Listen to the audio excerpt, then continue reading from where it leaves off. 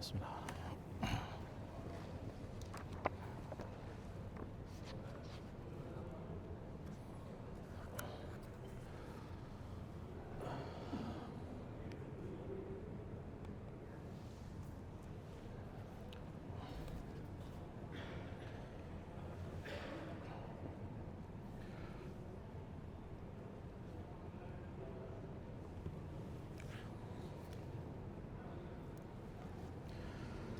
Assalamualaikum warahmatullahi wabarakatuh. Innal hamdalillah nahmaduhu wa nasta'inuhu wa nastahdihi wa nastaghfiruh wa natubu ilayhi wa natawakkalu alayhi wa na'udzu billahi min shururi anfusina wa min sayyiati a'malina may yahdihillahu fala mudilla lahu wa may yudlil fala hadiya lahu. Allahumma salli wa sallim wa barik ala Muhammad wa ala ali Muhammad كما صليت وسلمت وباركت على إبراهيم وعلى آل إبراهيم في العالمين إنك حميد مجيد. أما بعد. Yang dikasihi Tuan YB yang ada pada pagi ini, Datuk, Tuan-tuan Imam, Muslim-Muslimat yang dirahmati dan dikasihi Allah sekalian. Alhamdulillah, syukur pada Allah SWT kerana pada pagi yang mulia ni dapat kita berada dalam satu majlis ilmu yang mudah-mudahan dapat memberi kepada kita satu motivasi dan kekuatan pada hari-hari yang berbaki daripada Ramadan ini. Antara doa kita dalam bulan Ramadan kerap kita ucapkan, Allahumma innaka afuwun karim tuhibbul afwa fa'fu anna. Ataupun yang warid dalam hadisnya, Allahumma innaka afuwun tuhibbul afwa fa'fu anna. Dan Allahumma inna nas'aluka ridhaka wal jannah wa na'udzubika min sakhatika wan nar. Ya Allah, kami mohon kepadamu syurgamu dan juga keampunanmu, dan kami mohon kepadamu keridhaanmu, kami mohon kepadamu perlindungan dari neraka dan kemurkaanmu. Jadi sebenarnya menceritakan tentang nikmat Allah SWT dalam bulan Ramadan, iaitulah dibuka pintu-pintu syurga bagi kita. Jadi kalau kita lihat dalam proses manusia menuju kepada rahmat Allah di akhirat nanti, iaitulah selepas melalui hisab dan juga titian sirat, mereka seterusnya akan pergi ke destinasi terakhir bagi mereka. Sebab itu Imam Ahmad bin Hanbal, ketika imam ahli sunnah yang terkemuka ni hampir-hampir mati, maka dia dipujuk oleh anak-anaknya untuk mengucapkan La ilaha illallah, ya Allah. Kalau tak boleh mengucapkan sempurna La ilaha illallah, maka ucapkan Allah. Tapi imam yang mulia ni mengatakan kepada anaknya, tidak, anak-anaknya masih pelik. Allah masih bagi kesempatan untuk imam yang mulia ni, lantas mengatakan kepada anak-anaknya, bukan ayah menafikan kalimah tauhid tu nak, tapi tak kala ayah berada dalam sakaratul maut macam sekarang ni, datanglah iblis la'natullah memujuk ayah mengatakan, wahai Ahmad, selamatlah engkau nampaknya pada kali ini. Ahmad, selamatlah engkau. Jawapan Ahmad, kala, tidak. Selagi aku belum meniti titian sirat yang naiknya itu 500 tahun, tegaknya 500 tahun, dan condongnya untuk masuk ke dalam syurga 500 tahun. Dan sebagian manusia seperti berlari-lari, sebagian mereka berjalan, sebagian mereka merangkak sebelum jatuh ke dalam neraka di bawahnya.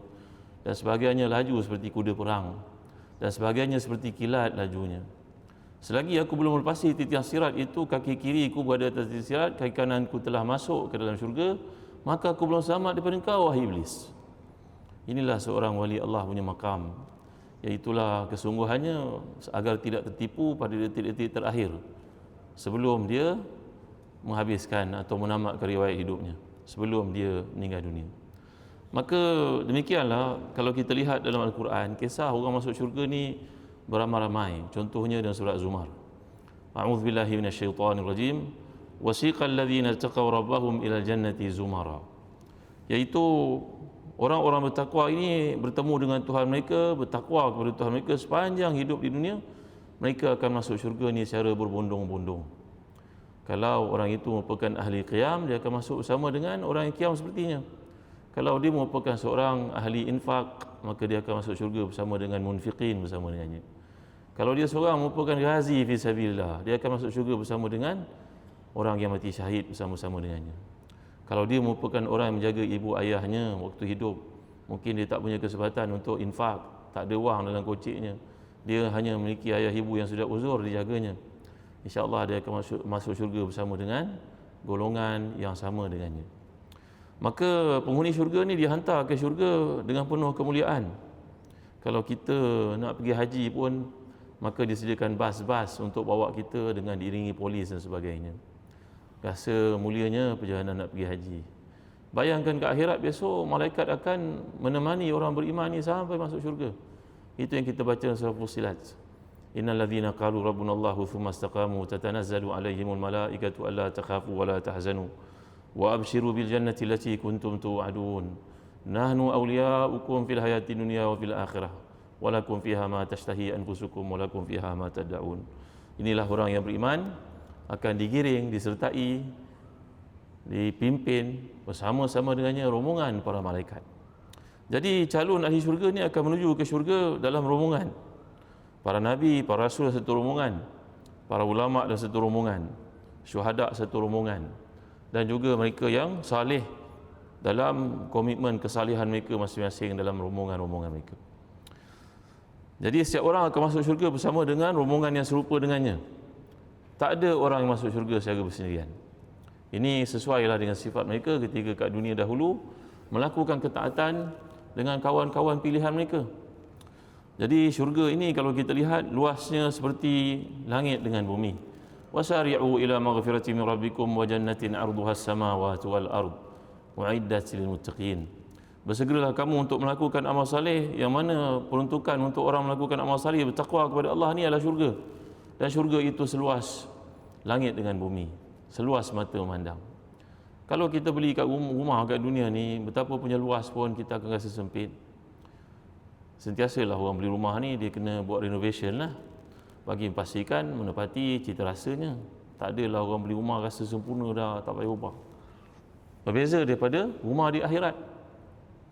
Jadi memasuki syurga di akhirat ni, kalau kita lihat, faman kana min ahli salah du'iya min babil salah, wa man kana min ahli jihad du'iya min babil jihad, wa man kana min ahli sadaqah du'iya min babil sadaqah, wa man kana min ahli siyam du'iya min babil siyam yuqalu lahu rayyan. Bagi mereka yang rajin salat, maka dia akan masuk syurga bersama dengan orang yang kaki salat sepertinya. Maka pintu itu dinamakan pintu salat. Sesiapa yang berjihad, maka dia akan masuk syurga melalui pintu jihad bersama dengan mujahidin yang lain.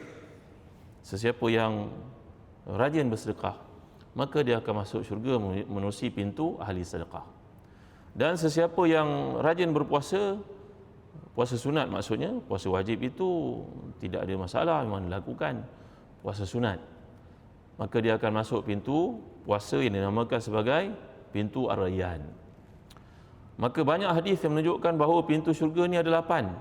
Misalnya hadis riwayat Muslim daripada Umar bin Khattab radhiyallahu anhu bahawa Nabi bersabda, "Ma minkum min ahadin yatawaddau fayublighu aw yusbighu al-wudu thumma yaqul asyhadu an la ilaha illallah wa anna Muhammadan abduhu wa rasuluhu illa futihat lahu abwabul jannah ats-tsamaniyah yadkhulu min ayyiha sya'." Bahawa Nabi SAW telah bersabda dalam hadis sahih riwayat Muslim daripada Sayyidina Umar Khattab radhiyallahu anhu, beliau berkata, tak ada seorang pun dengan kamu yang ambil wuduk dengan sempurna, lalu dia mengucapkan asyhadu alla ilaha illallah wa anna Muhammadan abduhu wa rasuluh. Senang saja. Angkat sembahyang, lepas angkat sembahyang baca asyhadu alla ilaha illallah wa asyhadu anna Muhammadan abduhu wa rasuluh. Maka akan dibuka baginya pintu-pintu syurga yang 8. Diberi kepadanya untuk masuk melalui mana pintu yang dipilih. Mari tuan-tuan ikut saya baca sekali. Biar kita belajar ni ada praktikal ni lah. Asyhadu an la ilaha illallah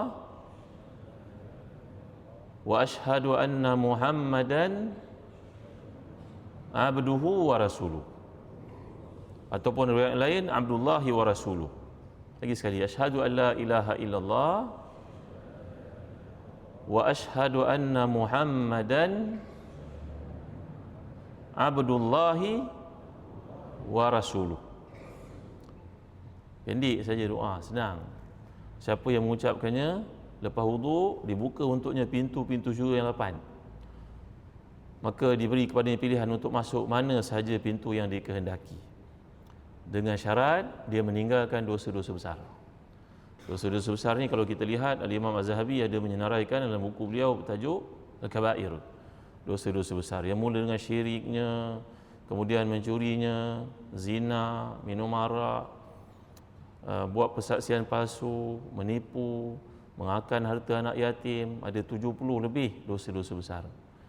Wajarlah untuk kita belajar, kadang-kadang kita terlupa. Maka diingatkan adanya kitab Imam Zahabi namanya Al-Kabair, dosa-dosa besar. Baca sendiri pun boleh. Kerana mengelakkan diri kita terjerumus dalam dosa-dosa besar. Kerana bila kita buat pahala banyak mana sekalipun, tiba-tiba dosa besar kita lakukan, takut nanti dia menghalang. Macam kisah seorang ulama yang terkemuka, namanya Ibnu Hajar Al-Haytami. Ulama ni ulama besar mazhab Syafi'i. Ahli fiqih, ahli hadis, wali Allah. Beliau ni rajin mengkhatamkan Quran di makam ayah ibunya. Selalu dilakukan terutama pada bulan Ramadan. Membaca Quran di kubur itu warid dalam amalan para salafus salih sebagai hadiah kita kepada si mati. Ada orang mempunyai harta, dia tak mampu nak baca, dia upah seseorang, qari ke, hafiz ke, bacalah Quran kat kubur ayah, kat kubur ibu saya sampai khatam, saya upah. Harus hukumnya, tak ada masalah. Dan kita tak mampu sangat, sibuk dengan perniagaan dan sebagainya. Maka dalam kes Ibn Hajar Al-Haytami ini, ulama besar mazhab Syafi'i, ulama hadis yang terkemuka, banyak karangannya. Beliau seorang wali Allah yang dibuka hijab untuknya untuk perkara-perkara yang tidak dibuka kepada orang awam yang biasa-biasa. Bahawa imam yang mulia ni mengkhatam Quran di kubur ayah ibunya setiap Ramadan terutamanya, sehinggalah pada malam 27 pada tahun itu dia gagal untuk mengkhatamkannya sebelum sahur. Maka dia pun pergi ke masjid sembahyang subuh, lepas sembahyang subuh pergi semula ke kubur ayah ibunya untuk meneruskan mengkhatam Quran ini untuk ayah ibunya. Kubur mereka berdekatan. Tiba-tiba dekat-dekat dengan matahari terbit tu dia terdengar suara dengusan yang datang daripada mana arahnya. Orang macam kesakitan yang amat sangat. Maka Imam Ibn Hajar ni, bukan Al-Asqalani ya, Ibn Hajar Al-Haytami. Jadi dua orang Ibn Hajar dalam mazhab Syafi'i. Ibn Hajar Al-Haytami. Maka Ibn Hajar ini telah pun mencari, selepas dia habis baca tu masih lagi kedengaran suara tersebut, bahkan sampai matahari hampir-hampir terbit lepas subuh itu. Rupa-rupanya suara itu muncul dari sebuah kubur, dan kubur itu kelihatan simennya masih putih lagi, seolah-olah baru dikebumikan seminggu dua. Ibn Hajar pun mencarilah siapa orang ni ya. Bertanya pada penduduk kampung bukan tujuan untuk menyebut aibnya, tapi untuk ditulis dalam buku sebagai satu pengajaran dan ibrah. Kita tak boleh sebut orang telah mati, aibnya, dosanya tak boleh sebut. Moga Allah dah terima, mungkin dia telah bertaubat. La tazkuru masawi mautakum wazkuru mahasinakum. Tak boleh sebut keburukan orang telah mati, haram hukumnya. Sebutlah kebaikan-kebaikan mereka. Tapi kita tak boleh dibenarkan untuk membuat pengiktirafan ketika ditanya, apa pandangan kamu terhadap mayat ini? Kita tahu bahawa orang itu jahat ataupun kita tidak kenal dia, haram kita menjawab baik. Tak boleh begitu. Kita akan dipersaksikan. Kalau kita tak kenal atau kita tahu dia tidak baik, kita diam je. Jangan gatal mulut kita pergi jawab pula baik. Tak boleh hukumnya. Sebab Rasulullah pernah tanya kepada para sahabat ni, kau tanya, kau jawab ni kau tahu ke? Jawapannya, saya tahu Rasulullah, orang ni memang baik. Bagus, kalau begitu okey. Jadi dalam kes yang berlaku ni, Ibn Hajar bertanyalah kepada orang dekat-dekat itu, ni siapa ni, saya tak perasan, siapa yang meninggal ni, siapa punya kubur ni? Maka mereka menjawab, ni fulan bin fulan. Siapa fulan bin fulan ni? Dia rajin ke masjid. Masya Allah, apalah dosa dia ya. Sampai malam yang sepatutnya malam qadar, dikatakan oleh kebanyakan para ulama malam 27 itu sepatutnya azab diangkat, pintu neraka ditutup, tapi kesian dia, azab berlaku padanya. Ditulis dalam catatannya, kitab bertajuk Zawajir, Az-Zawajir. Rupa-rupanya fulan ini memang datang ke masjid, tapi datangnya ke masjid ada tujuannya untuk menjual skim cepat kaya. Dulu lagi dah ada, 700 tahun lalu dah ada tuan-tuan. Ni jual skim cepat kaya. Banyak orang ini kan ajak buat investment, marilah main 1 juta invest dengan saya, nanti tiap bulan dapat 100,000, dapat 6 bulan, lepas tu halan wasalan wa jalan. Tuan-tuan kan, dia tak tahu yang 100,000 dia dapat tiap bulan tu duit dia sendiri sebenarnya. Lepas tu burn. Banyak orang berlaku demikian tuan-tuan dimulai Allah sekalian. Kesian orang terlibat dengan skim cepat kaya. Riba ini berlaku tanpa dia menggunakan akalnya yang waras. Macam manalah berniaga boleh untung ya, mesti untung. Mana boleh begitu? Perniagaan ni subjek kepada untung rugi. Kalaulah kita ni tahu punca-punca rezeki, jadi syaitan kita tuan-tuan. Buat mesti jadi, tak boleh. Abdurrahman bin Auf yang kaya raya itu pun kadang-kadang jatuh miskin juga. Ada kalanya salah buat perniagaan. Osman pun sama. Tidak semua perniagaan itu berjaya. Daripada 100, 30, tapi 30 tu cover 100, yang 70 yang kalah, yang salah itu. Bukan semuanya buat jadi. Mana boleh buat perniagaan teruntung? Yang pentingnya, Ibnu Hajar akhirnya mengetahui fulan yang mati itu disiksa pada malam Qadar. Dengar suaranya keluar dari kubur. Padahal malam itu malam bulan Ramadan, malam bulan keampunan. Tetapi dia diazab oleh Allah SWT kerana dosa besar yang dilakukan. Maka begitu juga doa yang kita baca lepas wuduk ni, subjek kepada dosa-dosa besar mesti ditinggalkan, mesti ditaubat daripada ini. Ini perkara. Orang yang terlibat sebagai contohnya dalam perkara-perkara haram, dinasihatkan supaya tinggalkanlah dosa-dosa besar ni, berhenti sekejap. Mudah-mudahan kuat untuk terus berhenti nanti. Tapi Ramadan, please stop dulu. Sebab malaikat ni tiap-tiap hari menyeru, memanggil, ya baghiyal khairi aqbil wa ya baghiyal syari aqsir. Wahai orang yang beriman, yang ada keimanan dirinya, marilah tumpu buat ibadat sekejap. Tinggalkan dosa-dosa sekejap je. 30 hari saja. Bukanlah lepas ni boleh buat. Tidak. Mudah-mudahan ada kekuatan lepas ni untuk terus meninggalkannya. Tapi ini poin yang penting untuk kita mulakan. Baik. Al-Hafiz Ibnu Hajar pula, ini Ibnu Hajar Asqalani. Tadi Ibnu Hajar Al-Haytami, ini Asqalani. Beliau berkata dalam kitabnya Fathul Bari, menyebut bahawa pintu-pintu lain yang disebut dalam hadis yang lain, iaitu pintu haji, pintu menahan marah, pintu zikir dan pintu ilmu. Dan dikatakan bahawa pintu yang paling kanan adalah orang yang tinggi tawakalnya kepada Allah Subhanahu Wa Taala. Tawakal berarti kita dah buat satu yang terbaik, lepas tu serah pada Allah. Ya, tawakal datang berkaitan wakil. Wakil itu berarti wakil kita lah. Macam Datuk YB yang ada pada ini, wakil kita. Ya, maknanya begitulah tawakal. Tawakal berarti kita bertawakal, menyerahkan. Aku dah buat yang terbaik, ya Allah, betul aku serah pada Engkau. Apa yang berlaku selepas itu, di luar kudrat aku. Aku tahu Engkau tetap akan menentukan kebaikan yang banyak untuk aku kerana aku hamba Engkau. Itu namanya keyakinan pada Allah SWT. Tak boleh nak ragu lagi, tak boleh nak pertikaikan lagi, tak boleh nak persoalkan lagi. Kalau menangis itu adat atas kematian anak umpamanya. Ayah dah belikan kau kereta nak. Kereta ni mudah selamat untuk kau, ayah pun susah payah beli. Tapi ada orang ya, accident, anaknya meninggal. Allahu Akbar. Ada orang beli motosikal untuk anaknya. Motosikal ni guna dalam universiti tau. Tak boleh keluar dari universiti. Balik naik Grab ke ataupun nanti ayah ambil ke naik train ni, MRT pun banyak. Anaknya naik motosikal dalam universiti. Dalam universiti itu meninggal dunia, tuan-tuan. Apa lagi nak buat? Ini semua takdir Allah. Menangis itu tetap menangis kerana Rasulullah pun kematian puteranya bernama Ibrahim dan Nabi menangis sallallahu alaihi wasallam. Dan lagi mengatakan, oh ya Allah ya Tuhan, sungguhnya dua mata ini mengalir matanya. Inna ala firaqika ya Ibrahim lamahzunun wala naqulu ila ma yurdi rabbana. Ya Allah ya Tuhan, kami menangis pemergian Ibrahim ini, tapi kami tidak berkata melainkan apa yang Allah ridha. Menangis tuan-tuan Nabi SAW. Itu adat manusia. Tapi mempertikaikan tidak, jauh sekali. Maka demikianlah dalam kehidupan. Orang yang paling kanan pintunya di akhirat adalah orang yang paling tinggi tawakalnya kepada Allah SWT. Baik.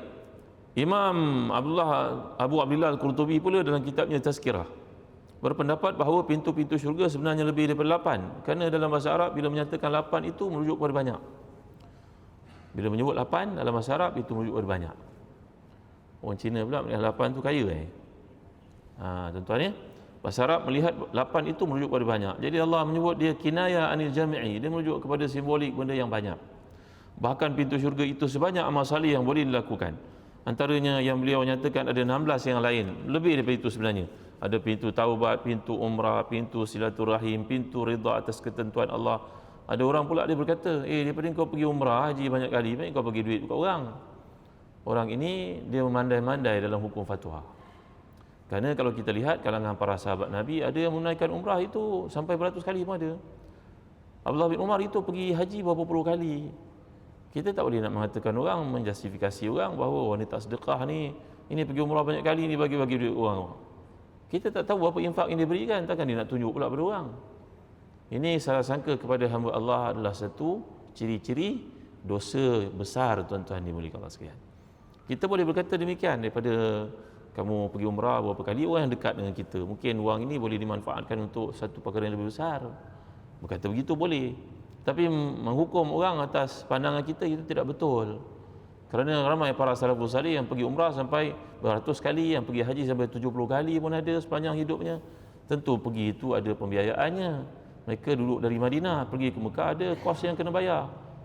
Tak ada pula para sahabat yang lain mengatakan tak boleh pergi haji banyak-banyak kali, bagi duit ni kat orang susah. Tidak ada seperti itu. Kita jangan mandai-mandai dalam hukum melibatkan fatwa. Wala taqulu lima tasifu alsinatukumul kazib hadza halal wa hadza haram litaftaru 'ala Allahil kazib. Haram bagi kita mengatakan satu benda, kita justifikasi ikut hukum akal kita, sedangkan hukum di sisi Allah sudah ada. Jadi ini adalah kata-kata yang tidak bertanggungjawab. Untuk menghukum orang, mengatakan ni umrah berpuluh kali, baik bagi duit kat aku. Dia tak nak cakap macam tu. Baik duit tu bagi kat orang miskin, kata. Ini jangan mana-mana hukum seperti ni. Kita tidak tahu banyak infak yang telah dilakukan.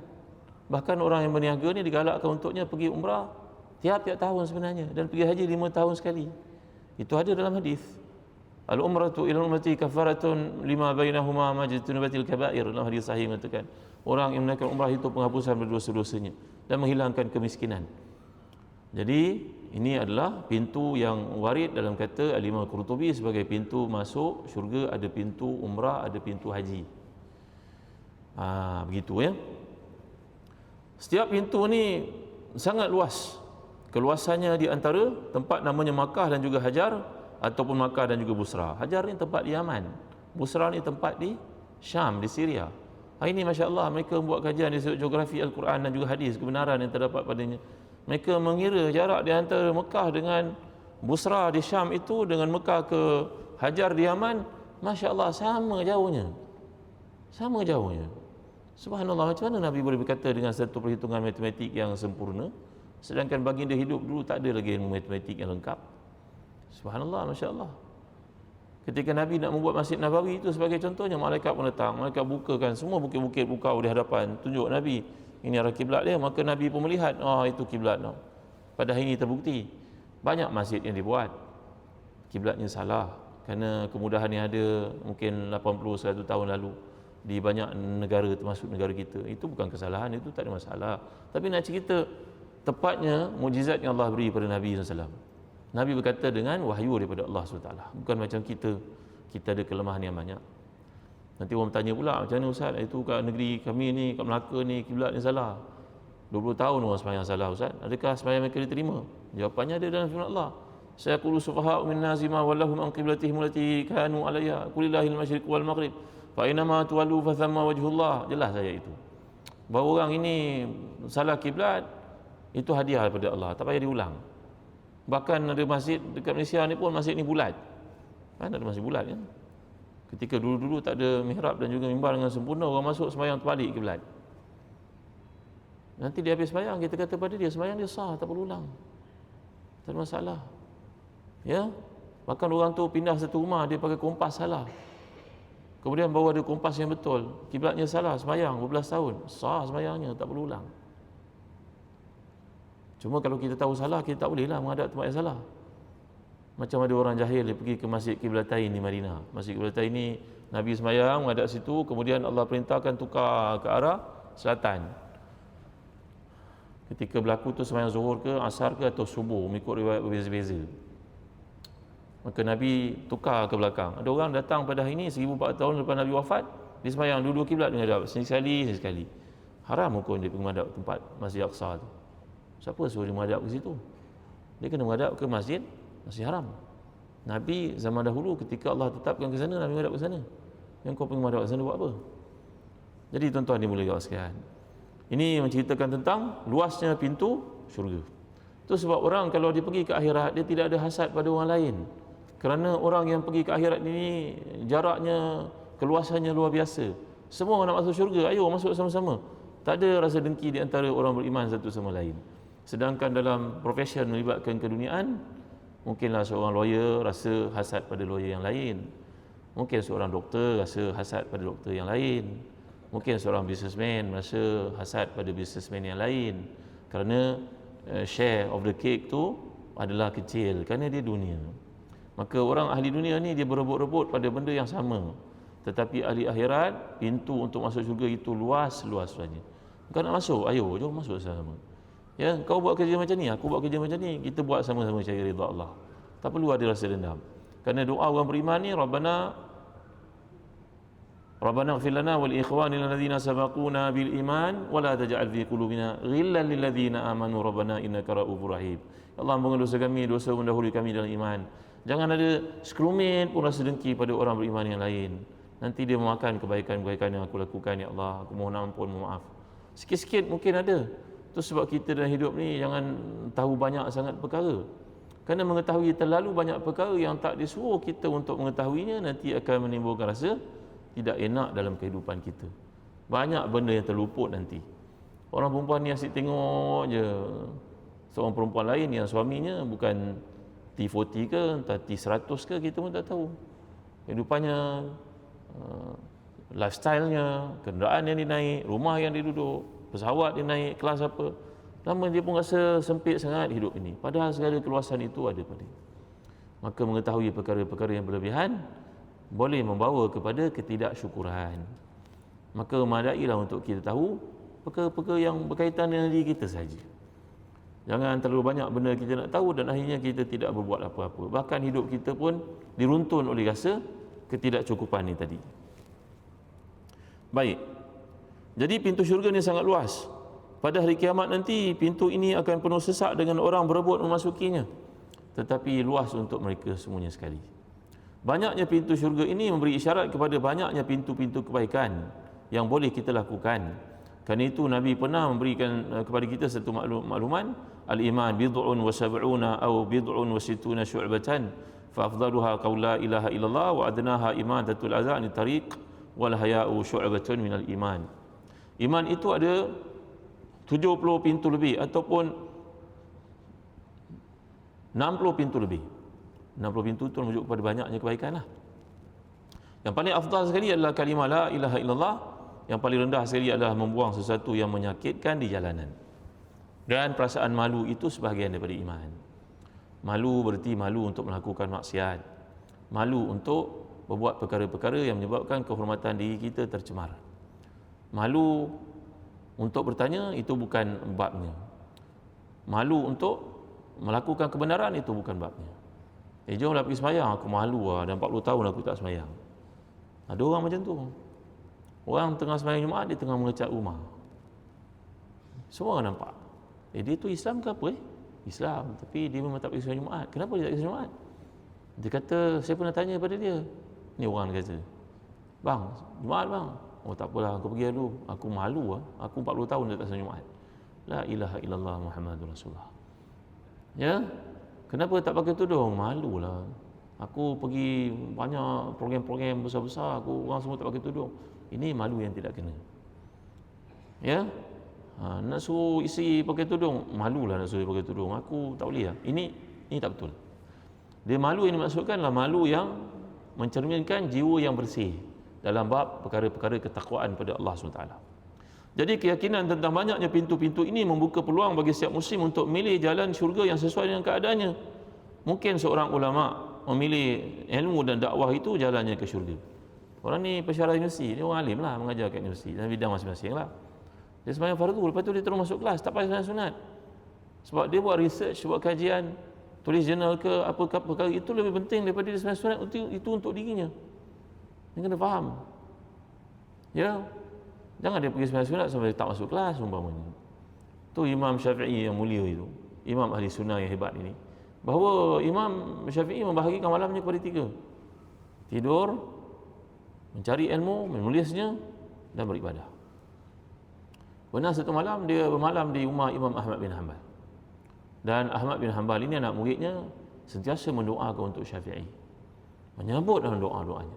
Sehingga anak-anak Imam Ahmad ni bertanya kepada ayahanda doa untuk Imam Syafi'i ya, untuk kami. Untuk kau aku doa juga. Imam Syafi'i, kami sentiasa dengar ayah doa. Apa hebatnya Imam Syafi'i ya? Nanti aku ajak Imam Syafi'i datang ke rumah, kau tengok apa kelebihannya. Imam Syafi'i pun datanglah ke rumah Ahmad. Kawan baiknya, anak muridnya, sahabatnya. Imam Ahmad ini turut sakit bila tahu Imam Syafi'i sakit. Dan sebaliknya. Jadi Imam Syafi'i ini ketika hadir rumah Imam Ahmad, berbincanglah bab ilmu, sembang, ketawa, biasalah. Malam diperuntukkan untuknya bilik Tuan Guru berehat sini ya. Maka anak-anak Ahmad pun perhatikan apa Imam Syafi'i buat ni. Malam itu Imam Syafi'i membaringkan dirinya, kakinya bergerak. Dia tidak bangun tahajud. Mungkin tak perasan kot. Sampai ke subuh. Tiba subuh mereka pergi sembahyang, Imam Syafi'i tidak ambil wudu. Ini diceritakanlah, bukan hadisnya, ini diceritakan. Dan tiba waktu makan, Imam Syafi'i makan dengan banyaknya. Radhiyallahu anhu wa ardahu. Maka anak-anak Ahmad ketika tiba sesi soal jawab, dia bertanyalah pada Tuan Guru yang mulia ni, Tuan Guru kami tanya, Tuan Guru sentiasa berada tempat dalam hati bapa kami mendoakan untuk Tuan. Boleh tak kami tanya soalan? Soalan pertama, Tuan Guru tidur malam tak bangun tahajud ni?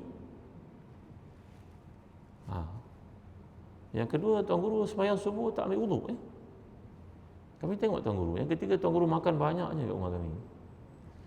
Maka Imam Syafi'i menjawab, anak-anak ni, ketahui awakmu, nak, malam tadi aku tak tidur sebenarnya. Aku berfikir satu hadis Nabi dan aku telah mengistinbatkan daripada hadis yang pendek itu 70 hukum. 70 hukum. Hadis itu pendek je. Hadis itu berbunyi, ada dalam Bukhari dan juga Muslim, ya Aba Umair ma fa'ala Nughair. Wahai Abu Umair, apa yang dibuat oleh Nughair? Abu Umair itu gelaran bagi seorang budak kecil. Nughair itu burung. Wahai Abu Umair, apa yang dibuat oleh burung itu? Itu hadisnya. Ada disebut dalam kitab Risalah oleh Imam Syafi'i. Hadis ini ditulis oleh anak muridnya Al-Muzani. Ya. Yang pertama sekali Imam Syafi'i berfikir pada hadis itu bahawa Nabi mendoakan budak itu, budak kecil pun boleh dipanggil dengan kunyah. Ini dipanggil kunyah. Tuan ada anak contohnya nama Izzat, Abu Izzat. Tuan ada anak nama Umar, Abu Umar. Ada anak nama Aisyah, Abu Aisyah. Kita panggil begitu. Ini satu gelaran kemuliaan, dipanggil kunyah. Orang Yahudi mereka tidak panggil Rasulullah sebagai Rasulullah, itu pengiktirafan. Mereka tidak mengiktiraf Nabi Rasulullah. Mereka tak boleh panggil Muhammad. Itu menghina pula nama direct sedangkan Nabi pimpin. Mereka panggil Nabi Abul Qasim. Abul Qasim. Bapanya si Qasim. Itu satu bentuk kemuliaan dalam bahasa Arab. Macam tu. Maka Nabi memanggil budak ini dengan nama Abu Umair. Mengikut sejarah kata Imam Syafi'i, budak ini abang-abangnya semua mati masa kecil. Jadi Nabi mendoakan dia panjang umur. Supaya besok dia berkahwin, aku dah bagi nama anak kau besok kau nama Umair tau. Macam tu soalannya. Satu. Nombor dua, budak kecil pun kita boleh panggil dia dengan gelaran. Anak kita nama Anas, kita panggil dia Abu Ahmad. Atau kita panggil dia Abu Zahazan. Saya ada anak nama Anas, panggil Abu Zahazan. Kenapa pula Anas Abu Zahazan? Sebab besok saya tua, dia jadi bapa saya, jaga saya pula. Itu doa juga. Faham tuan-tuan? Tak faham Tuan-tuan ada anak perempuan yang sulung, tuan-tuan nak panggil dia umur apa besok kau kahwin nak, mudah-mudahan kau dapat anak, bapak bagi nama siap-siap Khalid, bapak panggil kau mulai ni Ummu Khalid. Doa itu. Sampai Ummu Khalid, nama kau juga Ummu Zahazan. Sebab besok bila ayah tua, tak ada orang nak jaga, mudah-mudahan kau lah yang jaga, kau nak sulung. Faham? Itu bahasa Arabnya, bahasa Arabnya kelebihan. Jadi dalam konteks ini, bahawa Nabi memanggil itu ada banyak dia punya dalalah dia. Banyak. Dia punya istinbat dia banyak. Imam Syafi'i sebut 70 daripada hadis itu. Dan selain itu Imam Syafi'i juga mengatakan membela burung adalah harus. Macam membela ikan. Siapa pula yang kata bela burung haram? Tak ada. Kecuali lah burung tu tak dibagi makan, kucing pun tak dimakan, haram hukumnya. Bela dia. Dibagi makan, dijaga. Ada orang kata nanti nak pergi haji kena lepaskan. Atau bagi orang jaga nak ambil burung ni, besok balik haji minta balik. Tak ada pun sebenarnya. Bela burung macam bela ikan. Kerana berpandu pada hadis ini. Kalau Nabi kata haram, tentu Nabi tegur, nak jangan bela burung, sian burung tu, dia nak kena lepaskan, dia kena pasangan. Tak ada, Nabi tak kata macam tu. Nabi bergurau pula dengannya. Bahkan burung itu dijaga oleh Abu Umair tadi sampai dia mati. Nabi tidak berkata apa-apa. Dia mati kerana dia matilah, bukan dia diseksa. 70 hukum. Jadi Imam Syafi'i tidak tidur pada malamnya. Kau nampak kan, aku gerak kaki kan, aku tak tidur. Mana lebih baik aku sembahyang sunat untuk diri aku pahalanya, ataupun aku menulis buku yang akan jadi manfaat untuk seluruh umat ini sampai ke akhirat. Mereka dapat satu panduan daripada amalan Nabi mereka. Mana lebih baik? Yang sama ni kita belajar hadis hukum kan. Kita nampak satu je, rupa je sebalik itu banyak benda yang diekstrakkan hukumnya oleh para ulama. Kan kita dah tengok kan. Hadis hukum yang kita belajar kan. Dah berapa siri dah? 4-5 tahun dah kan. Maka demikianlah ahli ilmu ni masuk syurga kerana ilmu yang ada pada dia. Baik Imam Syafi'i, kalau begitu soalan nombor 2 dah boleh jawab lah. Tuan guru tak ambil wuduk kan? Sebab tak tidur. Dia berfikir tentang hadis itu daripada malam sampai ke pagi. Dia keluarkan hukum ingat dalam kepala dia. Imam Syafi'i ingatannya luar biasa ya. Maka dia sembahyang subuh tidak perlu ambil wuduk. Hukum mentajrid wuduk itu sunat, bukannya wajib. Maka aku tidak batal wuduk, buat apa aku nak sembahyang? Dan di sini pun susah nak dapat air di Baghdad pada masa itu. Dan nombor 3, kenapa aku makan banyak di rumah bapa engkau ni? Kerana bapa engkau orang saleh. Ta'amus salihin fihi shifaa'un wa fi rahmatun, fi barakatun. Makan di rumah orang saleh ni makan banyak-banyak. Kerana pada pemulihan rezeki dia bukan macam kita. Dia cari rezeki dengan semua yang halal, kesungguhan dia. Maka kita kena makan, kerana makanan itu mengandungi syifa, penawar daripada penyakit, dan juga barakah, keberkatan. Baik ya. Jadi ini dalam bab menceritakan tentang pintu-pintu syurga yang banyak seperti disebut dalam hadis ini, sama ada 60 lebih atau 70 lebih. Maka ini adalah contoh-contoh yang boleh kita lihat bagaimana ulama-ulama Islam ini masuk syurga menerusi pintu ilmu contohnya. Jadi keyakinan tentang banyaknya pintu-pintu syurga ini membuka peluang pada setiap muslim untuk milih jalan ke syurga sesuai keadaannya. Ulama masuk syurga melalui pintu ilmunya. Mungkin dia tidak banyak sembahyang sunat, tapi banyak penulisannya. Penulisannya manfaat untuk orang seperti yang saya gambarkan tadi. Kita yang tak banyak ilmu kena banyak sembahyang sunat lah. Ataupun kita yang jaga ibu bapa kita yang sakit, mungkin kita masuk syurga melalui pintu birrul walidain dinyatakan di sini. Bagi orang yang sibuk mencari nafkahnya, tak sempat sembahyang sunat, dia boleh menjadikan zikir atau sedekah dalam perjalanannya sebagai jalan ke syurga. Orang bawa Grab, kerjanya susah, berhujan, kadang-kadang terpaksa bawa anak pergi hantar makanan kan. Kita tengok Allah tuan-tuan ya. Jadi berhati-hatilah kat jalan raya kan. Jangan lampu trafik merah pun kita bantai semacam je. Langgar kat rider tu. Meninggal dunia dia, anak tunggu kat rumah tuan-tuan, duitnya tak seberapa. Kerana ada pasal rahmah macam tu kepada orang. Kan? Itu sebab para ulama ni berkata, kalimah yang kita ungkapkan banyak kali, Bismillahirrahmanirrahim. Dengan nama Allah yang Maha Pemurah, Maha Pengasih, Penyayang. Kita tak sebut Bismillahirlatifil Khabir. Kita tak sebut Bismillahirazizil Hakim. Kita tak sebut Bismillahirmutakabbil Jabbar, tak. Nama Allah banyak betul. Tapi Allah pinjamkan untuk kita sebut selalu Ar-Rahman dengan Rahim je. Supaya keluar kita ni rahmah. Setiap hari sebut rahmah, rahmah, rahmah. Ya, kesian kat orang, perhatikan orang susah, nampak orang lain dengan penuh simpati. Ya, supaya hidup kita ni sentiasa landasan dia apa perasaan orang macam mana orang tengok bagaimana keadaan orang lain itu sifat orang beriman. Jadi setiap kita digesa untuk mengambil salah satu langkah amalan baik untuk menjadi jago di akhirat. Kerana pintu syurga ni kita dah jelaskan besar, luas untuk semua. Jadi kita nampak fulan ini dia tidak sembahyang banyak macam kita, jangan buruk sangka kepada dia. Mungkin dia bekerja nak balik, nak jaga ibunya yang sakit, umpamanya kita tidak tahu. Ya, tuan-tuan dimuliakan Allah sekalian. Kan? Kita sembahyang tarawih bagus dah, tapi parking lintang bukang kadang-kadang. Bila nak lalu pun susah. Betul kan? Contoh kan? Kita parking mau ikut dan kita je. Orang nak keluar mungkin orang ada kecemasan, ada apa semua. Parkinglah jauh sikit, jalan sikit. Betul tak? Ya, kalau kita pergi Jepun, pergi negara maju, kita tengok orang berjalan jauh, nak pergi dapatkan train, nak pergi apa semua, kita suruh orang hebat. Kita tak nak buat benda tu, padahal kita boleh buat. Kan? Ni perasaan rahmah lagi sekali kepada orang lain. Jadi, untuk itu kita mesti memilih paling sedikit satu daripada pintu itu dan melaziminya sepanjang hidup. Nampak tak? Kita dah kenal pasti aku tak banyak duit, macam Datuk sekian-sekian, beliau punya sedekah banyak, Masya Allah. Tapi aku ni mampulah untuk sembahyang duha setiap hari 2 rakaat je aku buat duha. Mudah-mudahan ada pintu namanya pintu duha. Nampak tak? Ya, kita tak mampu apa, kita dah pencen, tak ada kerja apa. Hari Jumaat aku tak pernah dapat datang awal. Ni mulai sekarang datang awal. Jumaat pukul 11 lagi aku ada kat sini. Ya, orang kat Mekah sekarang nak masuk Jumaat tuan-tuan, paling kurang 3 jam sebelum azan dikumandangkan. Nak masuk maghrib berbuka puasa ada berapa belas juta orang kat Mekah kan.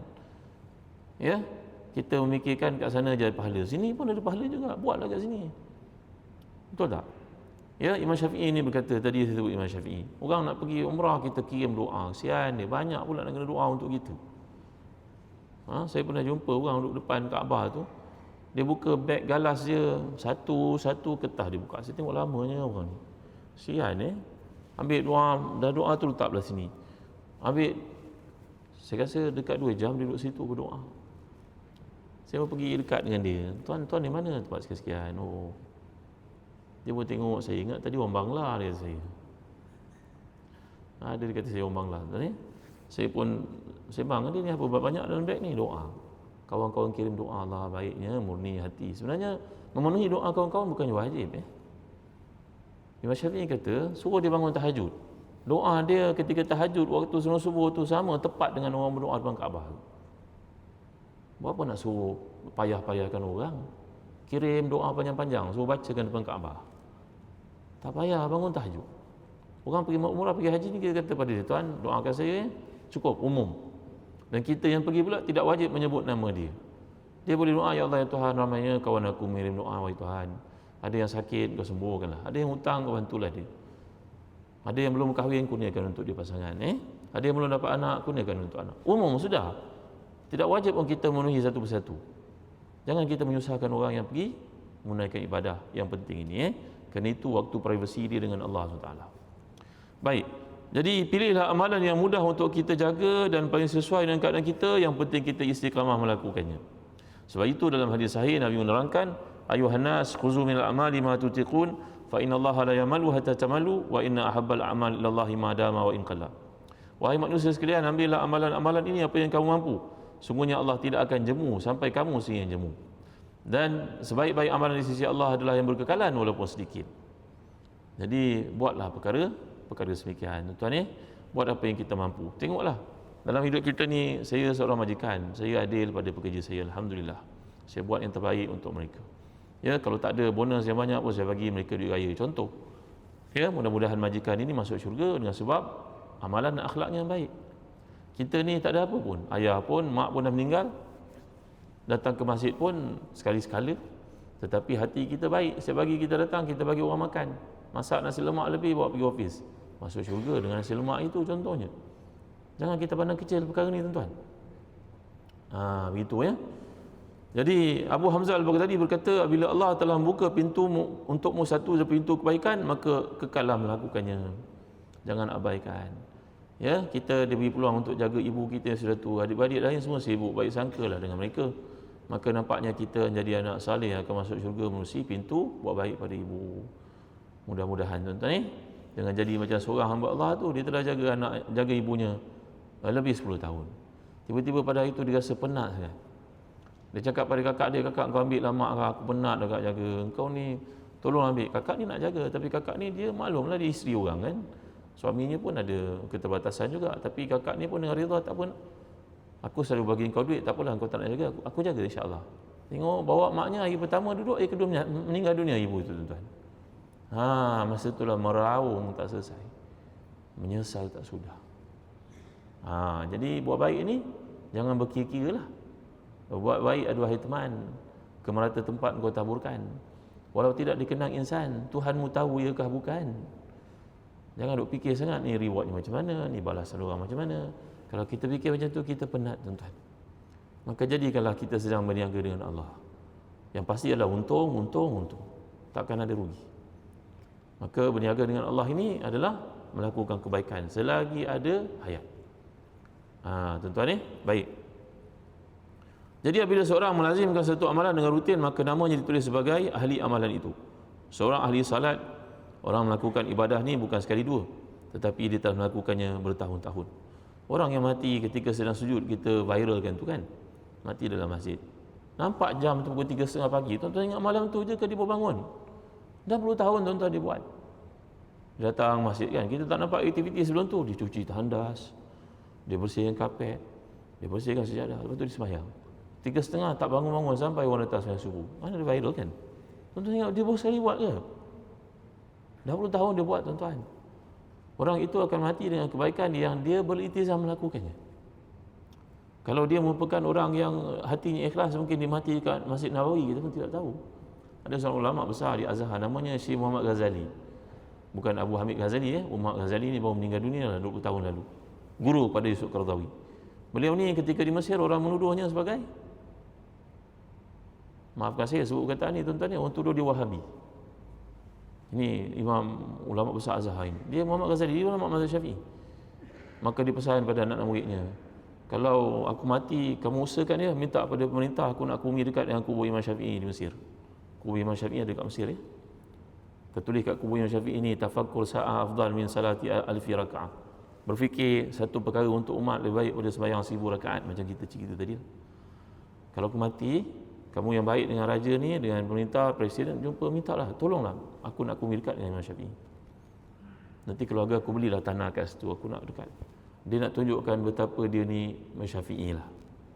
Tiba-tiba matinya kat Madinah, tuan-tuan. Kat mana kebuminya? Dekat Rasulullah.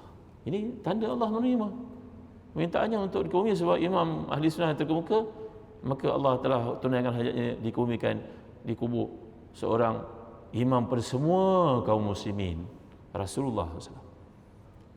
Ya, maka itulah dia, kita melakukan satu amal ni biar ikhlas kerana Allah. Usahalah sebaik mungkin. Ya, usaha duk banyak cakap, sela-sela terlepas itu istighfarlah. Jangan jaga mak kan, Allah penat aku, ya Allah letih. Semua benda aku kena buat. Pampers aku kena fikir. Orang tua ni pula permintaannya kadang-kadang luar biasa. Dia jatuh dan ambil ayah, aku kena balik rumah. Betul tuan? Ya, aku bukan orang kaya-kaya boleh sediakan helper ke apa. Ya, nanti dia akan masuk syurga dalam pintu buat baik pada ibu bapa. Kekallah melakukannya. Sabarlah. Ya, paling lama pun 10 tahun. Takkan jadi 100 tahun. Kena bersabarlah di atas ujian yang Allah berikan itu. Walaupun dia tidak banyak tahajud, walaupun dia tidak banyak qiyam, walaupun dia tidak banyak puasa, walaupun tidak banyak sembahyang sunat, walaupun tidak banyak infak, tapi Allah Maha Adil, ada pintu untuk orang seumpamanya. Baik. Antara semua penghuni syurga ini ada orang tertentu yang dipanggil bukan dari satu pintu, tetapi semua pintu itu namanya dipanggil. Siapakah orang ini? Ini penghormatan baginya kerana semua amalan saleh telah dilakukan. Orang-orang macam mereka ni, mereka berkata, kalaulah kiamat berlaku sekarang, aku tidak tahu apa lagi amal saleh yang aku belum buat.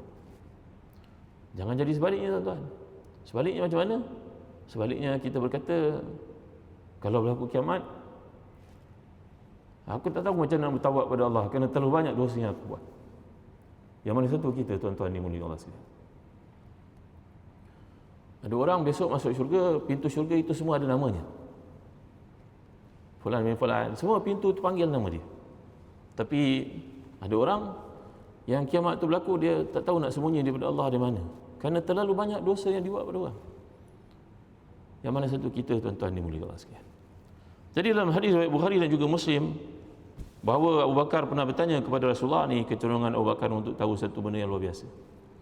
Dia berkata, wahai Rasulullah, ada tak orang yang dipanggil pada semua pintu-pintu itu, wahai Rasulullah? Ada tak semua orang, seorang yang namanya dipanggil pada semua pintu itu?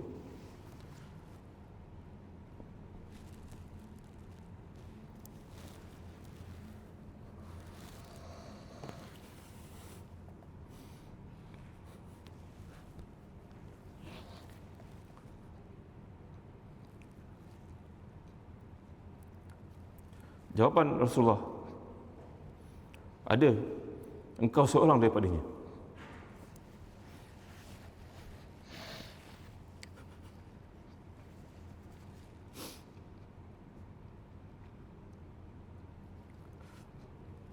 Abu Bakar bin Abi Quhafah adalah penghulu orang beriman.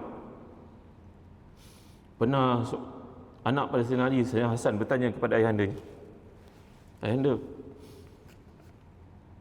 ada tak, siapakah orang yang terbaik daripada Rasulullah, ayahanda? Ayahanda menjawab, Sayyidina Ali menjawab, anakku, takkan engkau tak tahu? Semua orang Islam tahu nak, yang terbaik pada Rasulullah Abu Bakar lah orangnya. Abu Bakar orangnya, orang terbaik selepas Rasulullah, tidak ada dia lah. Maka mereka bertanya lagi, selepas Abu Bakar siapa, ayahanda? Allah, kesian kamu, kamu tak tahu. Umar lah orangnya nak. Umar. Orang beriman yang akan sentiasa berkata, ya Allah, aku cinta pada Rasulullah, aku cinta Abu Bakar, aku cinta pada Umar. Cinta pada dua mereka ni menandakan cinta pada semua sahabat. Maka mereka bertanya lagi kepada ayahnya, agaknya nombor 3 selepas Umar, ayah lah kan? Maka Sayyidina Ali menjawab dengan tawaduknya, ayahmu hanyalah seorang daripada orang beriman. Kami takut kalau ayah jawab yang ketiga itu Osman, menjadikan ayah nombor 4. Itu anak-anak orang saleh, anak sahabat tanyanya begitu, tuan-tuan. Anak kita pada hari ini pertanyaannya, siapakah orang paling kaya di dunia, ya? Siapa yang pakai kereta paling mahal, ya? Lain tuan-tuan ya, orientasi mereka dengan orientasi kita. Jadi Abu Bakar ni adalah pemimpin kepada orang beriman, dan Nabi menyatakan, aku mengharapkan kau lah orangnya. Kerana orang macam mereka ni bila berlaku kiamat, mereka akan mengatakan bahawa tak tahulah nak buat apa lagi kebaikan, kerana semuanya telah dilakukan dengan penuh kesempurnaan dan penuh keikhlasan. Baik, semua pintu syurga tidak akan dibuka untuk sesiapa pun sebelum Rasulullah dan umat Muhammad SAW memasukinya. Ini merupakan penghormatan besar yang Allah berikan kepada umat akhir zaman.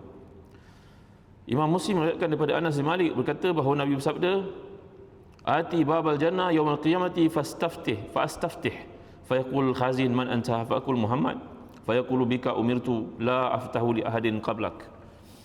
Bahawa aku mendatangi pintu syurga pada hari kiamat, aku minta agar dibukakan. Penjaga syurga berkata, siapakah engkau? Nabi menjawab, akulah Muhammad.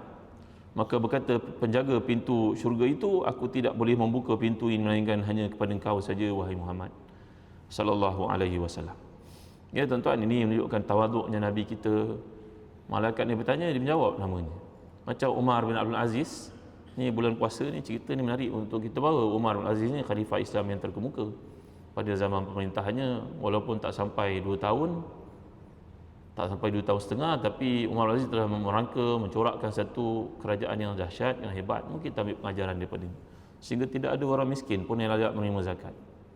Hebat tentunya.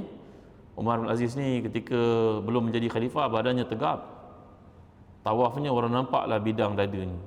Tapi bila menjadi khalifah, dia tawaf, orang yang melihat tulang rusuknya bersusun nampak pada badannya, kerana takutnya kepada Allah SWT. Umar ini satu malam dia dengan anaknya bernama Abdul Aziz itu, yang saleh itu, datang ke Masjid Nabawi untuk qiyam.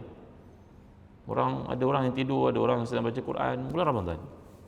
Maka dia lalu di tempat itu, tiba-tiba dia terlanggar kaki seseorang yang sedang tidur. Maka orang tu bangun dengan marah mengatakan, ahimarun anta, engkau ni himar ke? Tak nampak aku tengah tidur ni? Gelap Masjid Nabawi itu tuan-tuan. Maka Umar bin Aziz menjawab dengan tenangnya, ana Umar, saya hanyalah Umar. Ya, tawaduknya, walaupun orang itu marah kepadanya, terlanggar orang tengah tidur, kau himar ke apa? Bagal ke apa kau ni? Jawapannya, saya Umar. Orang berada bersama Umar tu menjadi marah, nak tangkap orang itu, tak lepaskan dia. Dia bertanya, saya jawablah, aku nak marah pula. Tawaduknya mereka para salihin ini sebagaimana Rasul mereka Muhammad sallallahu alaihi wasallam. Moga Allah menjadikan Ramadan ini Ramadan terbaik untuk kita, untuk umat Islam di mana saja mereka berada. Kita dalam kita makan yang enak-enak, jangan lupa orang Islam di Palestin dalam kesusahan. Orang Islam kat Sudan tak ada makanan. Dah lebih setahun dah konflik berlaku. Ya, orang Islam yang ada di mana tempat dan dunia yang dalam kesusahan, kita doakan untuk mereka, di Yaman dan sebagainya. Ya, jangan kita membazir pada hari-hari yang terakhir ini. Berilah penumpuan kepada ibadah kita untuk hari yang sedikit saja yang tinggal. Kalau kita tak mampu khatam Quran pun tak mengapa, bacalah mana yang mampu. Bacalah surah Al-Baqarah, bacalah Juz Amma, bacalah surah Yasin, bacalah apa yang kita mampu, kerana bulan ni bulan Al-Quran. Ya, janganlah sibuk diri kita menggosip orang, melihat orang, mengetahui tentang orang, update tentang benda-benda yang mendatangkan dosa. Ya, bagi komen pada perkara-perkara yang mengkoyak rabakkan nilai puasa kita, tak payah. Ya, bagi orang Islam tersilap, kita mohon keampunan kepada Allah untuk kita, untuk mereka.